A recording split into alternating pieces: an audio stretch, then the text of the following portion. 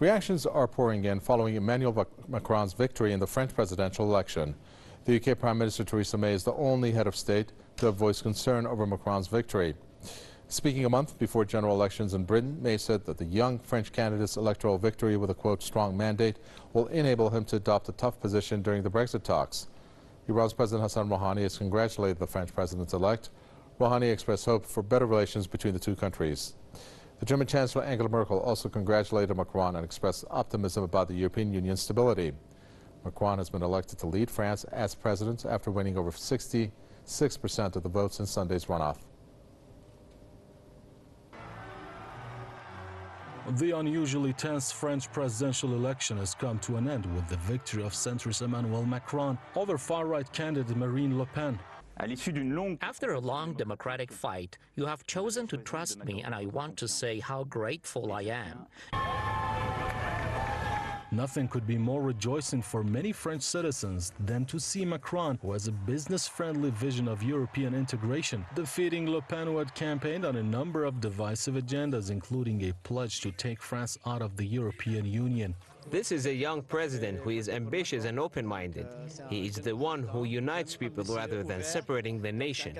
The president-elect himself called for national unity while addressing a victory rally. Macron said he would do all he could to make sure the French no longer had a reason to vote for the extreme. I know the divisions of our nation that led some to extreme votes. I respect these. I know the anger, the anxiety, the doubts that a large part of you have also expressed. For the 5 years ahead, my responsibility will be to appease fears. Earlier, Le Pen conceded defeat and wished the president-elect luck and success in tackling, quote, the massive challenges France is facing. My dear compatriots from metropolises and overseas, the French have chosen a new president of the Republic and have voted for the continuity. I called Mr. Macron to congratulate him. The victory of Macron has also brought a sigh of relief for the European Union. The European Commission and the European Council presidents separately hailed the election results as a choice of liberty, equality and fraternity. Germany, Britain, the United States, Australia, Iran and China and several other countries have offered their congratulations to the centrist French politician. However, some analysts cast doubt Macron will live up to his promises despite having the full support of the ruling oligarchy. So Macron he's the candidate of the Rothschild clan, he's the candidate of the empire. Sunday's election has brought relative calm to France after weeks of tumultuous campaign filled with scandal and surprises. But it will in any case far from spell the end of the battle between mainstream and more radical policies in France, with parliamentary elections next month equally crucial. He might be a very successful president, but he doesn't have a party. The challenge he has to face is how to organize a party and get the majority support within a month. Himself acknowledged challenges as he inherits a country with 10% unemployment and sluggish growth. France is officially still under emergency following a string of terror attacks. As it remains a deeply divided country, much depends on legislative elections in which Macron will need a majority if he wants to be able to govern and fulfill his campaign promises. Chris McGrane is an activist and political commentator who joins us to share with us his thoughts on this. Well, we're going to look at the way that Theresa May has reacted to Macron's victory. Basically, she is very concerned when it comes to the way that France, through Macron now, is going to position itself when it comes to the EU. What concerns do you think May has? Why is she showing concerns in the first place?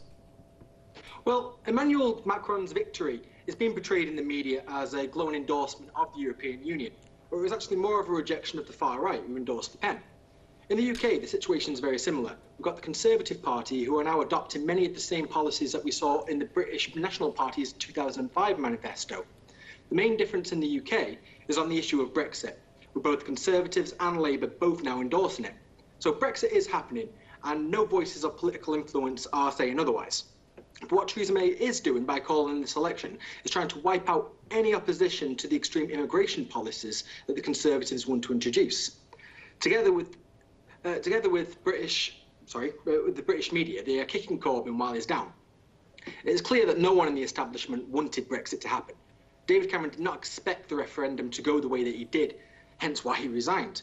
But now Brexit is a political reality, with Corbyn now coming on board too, despite flip-flopping a little bit earlier on in the issue. But let's not forget that May only lasts in last July was actually endorsing the European Union. So Theresa May has really shown herself as a political opportunist in the way she has grabbed the reins of the situation that followed Cameron's resignation and called the snap election. This is simply an excuse for them to portray themselves as the only viable option, so the Conservatives can act their repeated promises of clamping down on immigration. They want to bring it down to what they call the tens of thousands. At the moment, it's about 250,000 immigrants in the UK. And also a way for May to appear to bridge the divide in her own party, which again is something the British media is choosing to ignore. What we have to ask ourselves here is what May will actually do with a large mandate.